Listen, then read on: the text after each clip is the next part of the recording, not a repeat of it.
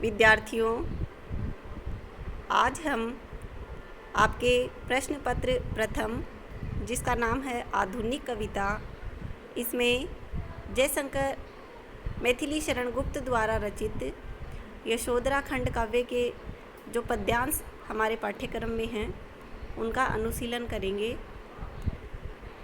उनका अनुशीलन करने से पूर्व हम यशोधरा खंड काव्य पर थोड़ी चर्चा कर लेते हैं।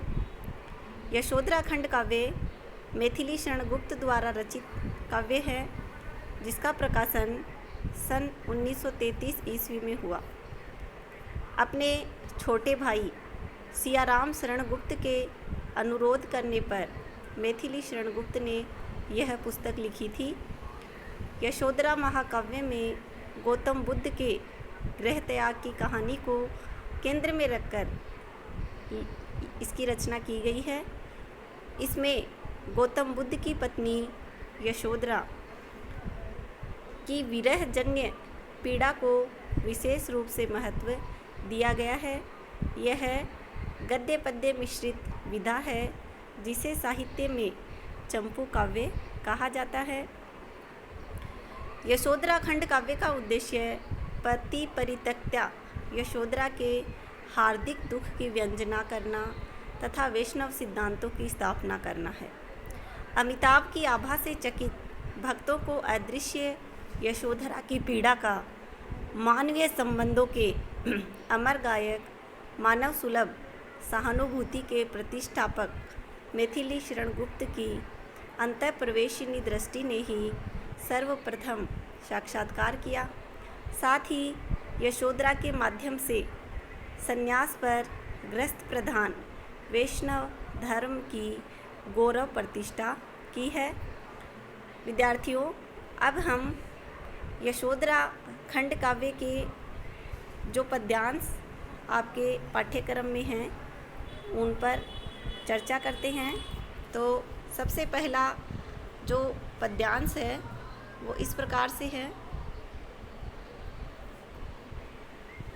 यशोधरा मैथिली शरण गुप्त का एक अत्यंत मार्मिक काव्य है, जिसमें उन्होंने उपेक्षिता यशोधरा के चरित्र को गरिमा प्रदान की है। सिद्धार्थ जो कि गौतम बुद्ध के बचपन का नाम है, जीवन की निरर्थकता से दुखी होकर निर्वाण प्राप्ति के लिए घर छोड़कर चले जाते हैं।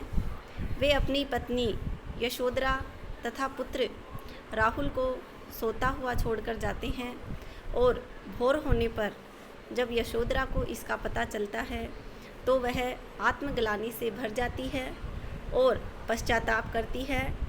इन अंशों में यशोधरा का पश्चाताप तथा उसका उच्च आदर्श चित्रित हुआ है। तो देखिए क्या कह रही है यशोधरा।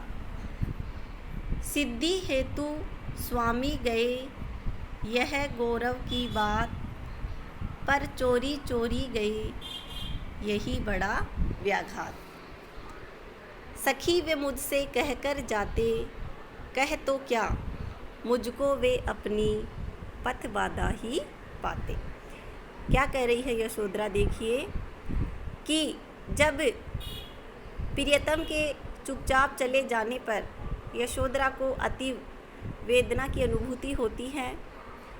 इस अंश में गुप्त जी ने यशोधरा की उसी वेदना का चित्रण किया है।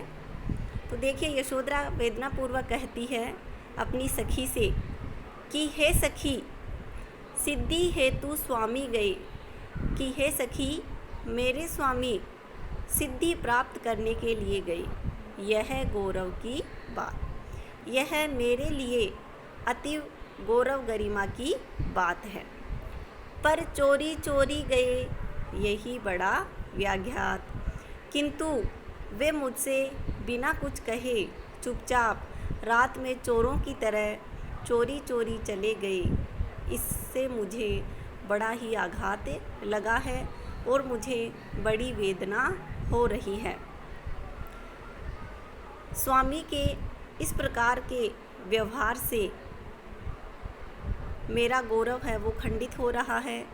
इसलिए हे सखी, यदि वे मुझसे कहकर चले जाते तो कितना अच्छा होता। यशोधरा पुनः कहती हैं, सखी वे मुझसे कहकर जाते, कह तो क्या मुझको वे अपनी पथ बाधा ही पाते। यशोधरा पुनः अपनी सहेली से, सखी से कहती हैं कि हे सखी, यदि वे मुझसे कहते तो क्या वे मुझको अपने मार्ग में बाधक पाते, अर्थात मुझे कहकर जाने पर तो क्या मैं उनके मार्ग में कोई बाधा पैदा करती? नहीं। यदि वो मुझे कहकर जाते तो मैं उनके मार्ग में कोई बाधा पैदा नहीं करती, मैं खुद ही उनको भेज देती। मुझको बहुत उन्होंने माना, फिर भी क्या पूरा पहचाना, मैंने मुख्य उसी को जाना, जो वे मन में लाते, सखी वे मुझसे कहकर जाते। कि यशोधरा पुनः कहती है कि हे सखी, अगर वो मुझे कहकर जाते तो मुझे अपने पथ की बाधा नहीं पाते, बल्कि मैं उनके पथ में कोई बाधा पैदा नहीं करती। मेरे प्रियतम ने यद्यपि मुझको बहुत ही मान सम्मान दिया है, मगर फिर भी क्या पूरा पहचाना, मगर उन्होंने मेरी जो हृदयगत भावनाएं हैं उनको वो नहीं पहचान सके।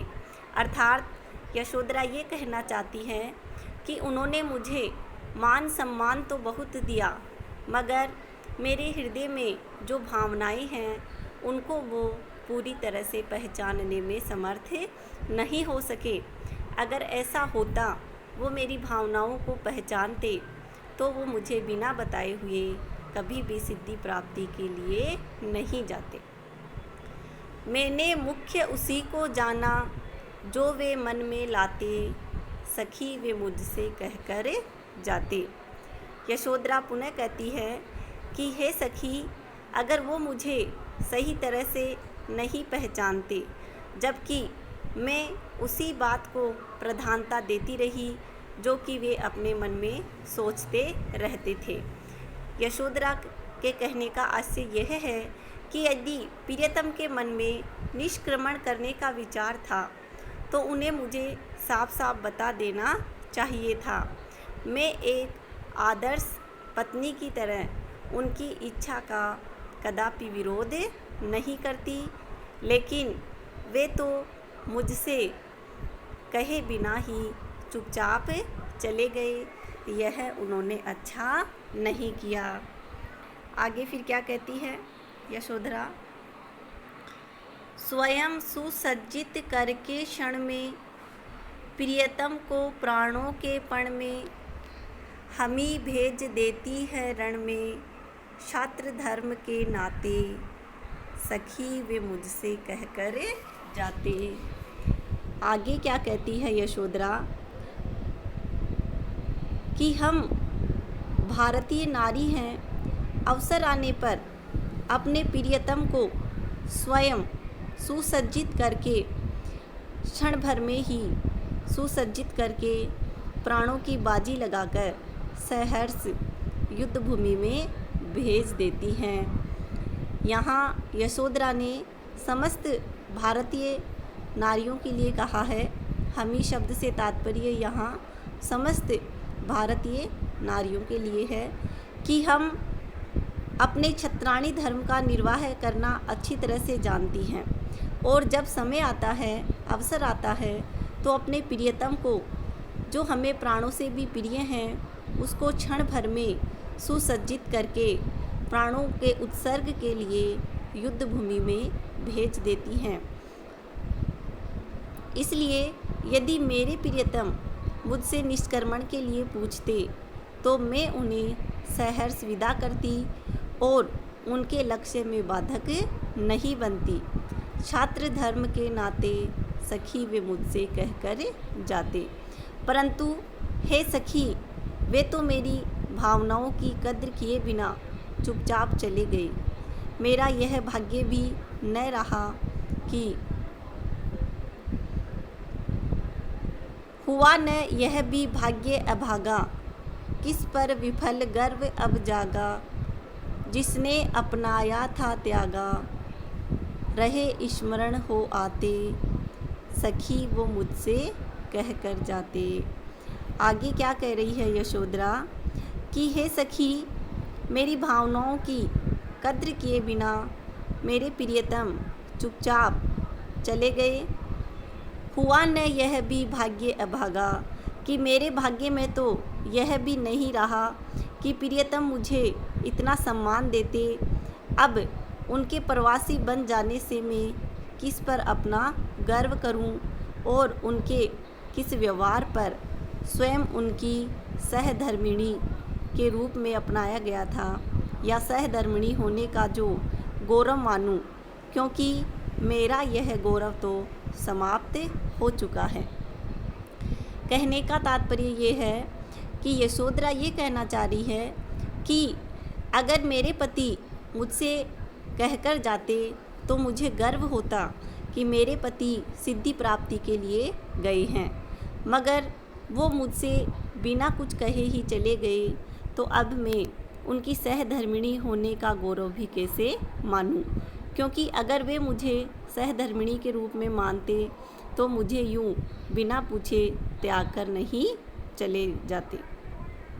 जिसने अपनाया था त्यागा, रहे स्मरण हो आते, सखी वे मुझसे कहकर जाते। कि उन्होंने मुझे स्वयं ही सहधर्मिणी के रूप में अपनाया था और अब स्वयं ही चुपचाप बिना कुछ पूछे मुझे त्याग कर चले गए। अब तो केवल उनसे संबंधित मधुर स्मृतियाँ ही बार बार आ रही हैं और इनसे मन में घनी वेदनानुभूति हो रही है। हे सखी, यह कितना अच्छा होता कि यदि प्रियतम मुझसे कहकर सिद्धि के लिए चले जाते। तो यहाँ देखिए, विशेष में हम देखें तो यशोधरा एक आदर्श एवं पतिपरायण नारी के रूप में चित्रित हुई है, मगर उसकी वेदना व्यथा एवं सिद्धार्थ की कमजोरी की यहाँ सशक्त व्यंजना की गई है कि सिद्धार्थ बिना बताए हुए उसे चले गए हैं। तत्सम तद्भव शब्दावली का प्रयोग हुआ है। भारतीय क्षत्राणी के त्याग उत्सर्ग का उल्लेख कर कवि ने यशोधरा के गौरवपूर्ण आदर्श चरित्र का सहज अंकन किया है। एक पतिव्रता नारी की मनोव्यथा का अत्यंत ही मार्मिक चित्रण इस पद्यांश में हुआ है। अलंकारों की दृष्टि से देखें तो अनुप्रास एवं काव्यलिंग अलंकारों का प्रयोग हुआ है। इसके आगे का जो पद्यांश है वो हम अगले वीडियो में अध्ययन करेंगे। आज के इस वीडियो में इतना ही। धन्यवाद।